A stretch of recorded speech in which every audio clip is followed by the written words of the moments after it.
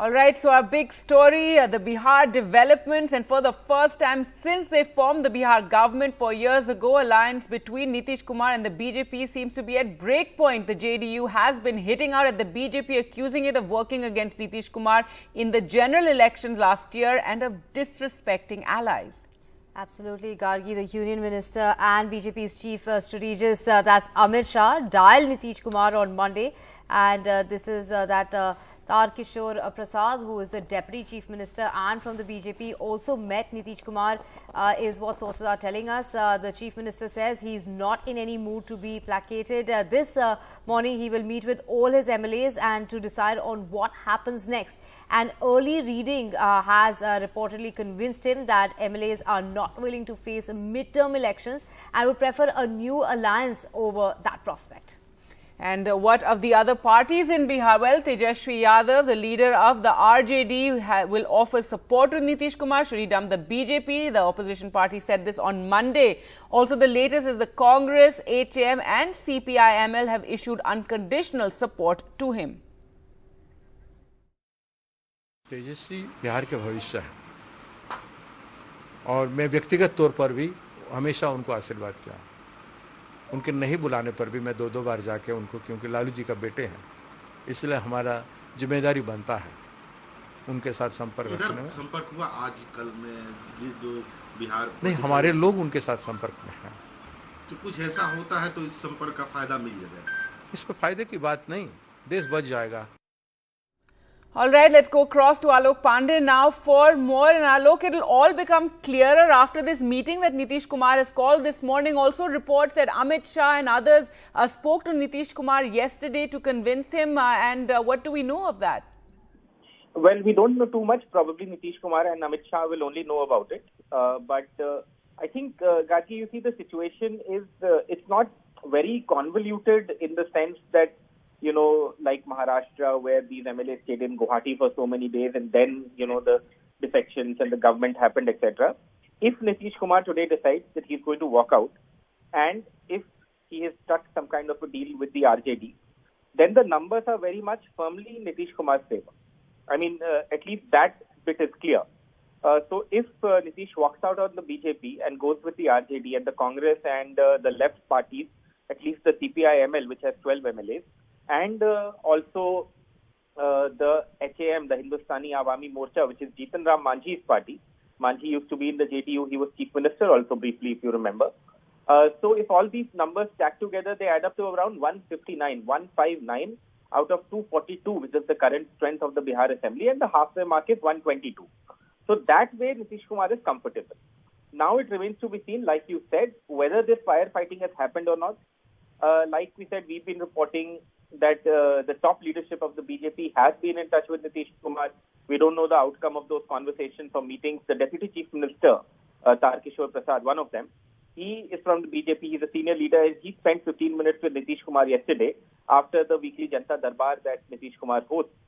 And we don't know what the outcome of that conversation was. So I think it all depends, like you said, on that 11 a.m. meeting. It will stretch for a bit. But once that meeting is over, maybe we will know whether Nitish Kumar has made up his mind and whether he is going to go with the RJD or whether all of these conversations have had an effect and for now, you know, peace has been bought or status quo has been bought, if that is a better way to put it. Right. Alok, give us more details as to what led to the crisis. What is he so upset about with the BJP? See, I think there are 2 or 3 points and we've been reporting about this since yesterday. Number one, I think the biggest concern for Nitish Kumar is that he feels that the BJP is trying to do a Uddhav Thackeray on him, which is basically that the BJP is trying to use Nitish Kumar's ex-aide to engineer a defection within the JDU. And that finger from Nitish Kumar and his aides now is pointing to RCP Singh. Who is RCP Singh? RCP Singh is an ex-bureaucrat who was virtually the number 2 after Nitish Kumar in the Janata Dal United for years. He was also a union minister and a Rajya Sabha MP. Now, a while ago, it seems that, you know, Nitish and his closest people right now came around to believing that RCP Singh was actually getting very close to the BJP top central leadership and that the BJP top central leadership was trying to use him to engineer a defection in the JDU. Now, if you remember, a while ago, the JDU did not renew RCP Singh's Rajya Sabha membership, which meant that he was no longer a union minister also. And since then, there's been a bitter falling out. So, the party, the JDU, has accused RCP Singh of corruption.